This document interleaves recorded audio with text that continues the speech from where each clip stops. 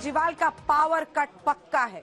बड़ी खबर यही है कि लोकसभा में दिल्ली सेवा बिल एक तो पास हो गया है और दूसरी तरफ सबसे बड़ी मुश्किल ये आ गई है कि जो एकमात्र लोकसभा सांसद रिंकू आम आदमी पार्टी का लोकसभा में थे, आज उनके व्यवहार पर उन्हें पूरे सत्र के लिए सस्पेंड कर दिया है। जी हां, आज जब दिल्ली सर्विसेज बिल पास हुआ तो उसी बिल के जो पन्ने थे उन्होंने उसे उछाल दिए सदन में।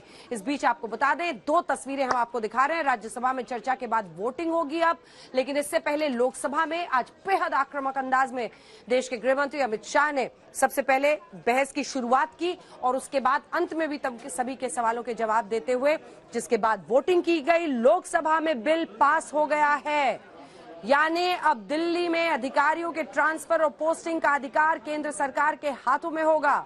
लोकसभा में चर्चा के दौरान अमित शाह ने एक एक कर तमाम सवालों के जवाब दिए, जमकर घेरा केजरीवाल सरकार को। सबसे पहले हम आपको सुनाएंगे कि अमित शाह ने क्या कुछ कहा है, लेकिन उससे पहले आज पूरी कहानी समझने के लिए आपको संसद की हर तस्वीर देखनी होगी, समझना होगा कि कैसे सत्ता पक्ष की तरफ से गृह मंत्री अमित शाह ने जबरदस्त हमला न सिर्फ अरविंद केजरीवाल बल्कि पूरे गठबंधन पर किया। बार बार कहते रहे कि जब मणिपुर पर हम चर्चा के लिए तैयार थे तब तो ये तमाम सांसद नदारद थे, लेकिन आज गठबंधन को बचाने के लिए विपक्षी सांसद आज संसद में मौजूद हैं, क्योंकि अरविंद केजरीवाल की नाराजगी वो मोल नहीं लेना चाहते। वहीं इस पूरे मुद्दे पर चर्चा हुई, बहस हुई, सबने अपनी अपनी बात कही। फिर गृह मंत्री अमित शाह ने सभी की बातों का जवाब दिया, जिसके बाद वोटिंग कराई गई और वोटिंग के बाद ये बिल लोकसभा में पास हो गया। लेकिन उसके बाद जो हुआ उससे आम आदमी पार्टी बहुत नाराज है। हुआ ये कि जो एकमात्र सांसद आम आदमी पार्टी के लोकसभा में है रिंकू, उन्हें सस्पेंड कर दिया गया। दरअसल उनकी तस्वीर सामने आई जिसमें वो इसी दिल्ली सर्विसेज बिल के जो पन्ने हैं, कॉपी है, उसको वो हवा में उछाल रहे हैं, जिसके बाद उन्हें लोकसभा से सस्पेंड कर दिया स्पीकर ओम बिरला ने। सारे लोग राज्य के अधिकार, राज्य के अधिकार, राज्य के अधिकार कह रहे हैं। कौन से राज्य के? कौन से राज्य के? दिल्ली राज्य ही नहीं है, ये तो संघ प्रदेश है और संघ प्रदेश में भी राजधानी क्षेत्र है, जो एक विशेष आर्टिकल के तहत बनाया गया। 11/5/23 को जजमेंट आया और 11/5/23 को ही दिल्ली सरकार के सेवा विभाग ने मंत्री ने एक परिपत्र घोषित कर दी अपने सिग्नेचर से। फिर से मैं कहता हूं, परिपत्र सचिव करते हैं, यहां मंत्री करते हैं। आज 5:30 बजे तक पात्र अधिकारियों की सूची के साथ जो इस पद तैनात किए जा सके, सचिव सेवाएं की तैनाती, मतलब सर्विस जो देखते हैं वो सचिव की तैनाती के लिए नोट प्रस्तुत किया जाए। अभी तो सुप्रीम कोर्ट ने निर्णय करना बाकी, इन प्रिंसिपल निर्णय किया है, इसके ऊपर 2 जजों की बेंच ने निर्णय करना है, इसको घोषित करना है, आप अमल करने कर दी।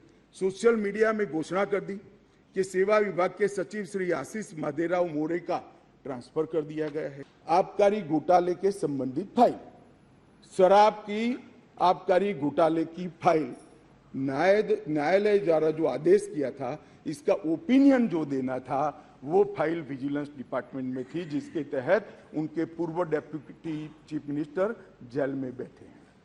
अब वो फाइल कैसे इनके हाथ में दे? मुख्यमंत्री के नए बंगले के निर्माण पर अवैध रूप से हुए खर्चे के संबंधित फाइल, जिसमें स्वयं मुख्यमंत्री फंसते हैं। शीश महल की फाइल। दिल्ली सर्विसेज बिल को लेकर अमित शाह पूरा होमवर्क करके आए थे। शाह से बिल पर चर्चा की शुरुआत हुई, फिर विपक्ष ने बिल पर अपनी राय रखी। वोटिंग से पहले अमित शाह ने सबका जवाब दिया और फिर बिल लोकसभा से पास हो गया। देश के भले के लिए लेकर आते हैं, इसका विरोध या इसका समर्थन भी देश के और दिल्ली के भले के लिए करना चाहिए।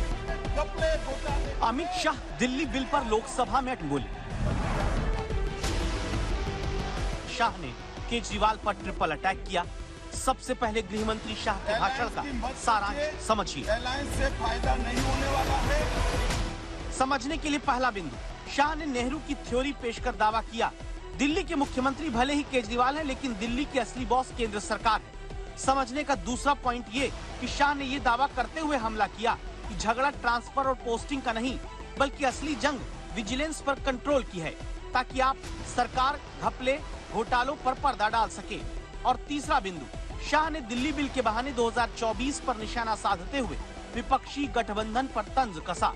दावा किया कि बिल पास होते ही केजरीवाल गठबंधन से आउट हो जाएंगे। पंडित नेहरू जी के एक चर्चा के हिस्से को मैं सदन के सामने रखना चाहता हूं।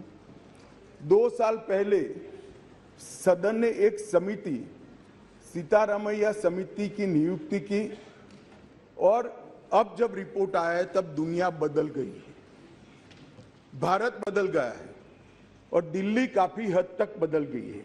इसलिए दिल्ली में हुए इन परिवर्तनों की परवाह किए बगैर उस समिति की सिफारिशों को स्वीकार नहीं कर सकते और स्वीकार करना वास्तविकता से पूरी तरह मुंह मोड़ लेना होगा कि अलायंस के मद्देनजर इस पर अपना अभिप्राय न करे, देश के और राजधानी क्षेत्र के भले के लिए न्यूट्रलिटी से बात करे। और वैसे भी मैं बता देता हूं विशेषकर कांग्रेस पार्टी वालों को कि ये बिल पारित होने के बाद वो अलायंस में आपके साथ आने वाले नहीं है। तो जो सच है वो करिए।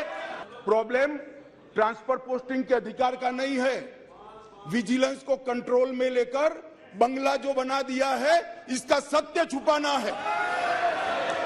जो भ्रष्टाचार हो रहा है इसका सत्य छुपाना है। एक वाक्य में समझे तो बिल पास होने से पहले ही केंद्र सरकार ने दिल्ली सरकार के पर कतरने की फुल प्रूफ प्लानिंग समझा दी।